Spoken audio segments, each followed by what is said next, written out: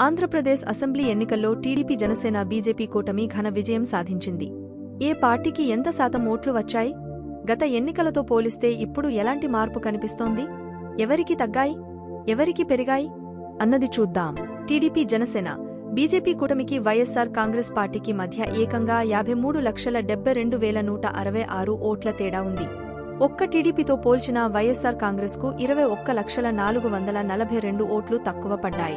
ఈసారి ఎన్నికల్లో TDP, Janasena, BJP కలిసి ఎన్డీఏ కూటమిగా పోటీ చేశాయి. ఈ కూటమి 164 స్థానాల్లో విజయం సాధించింది.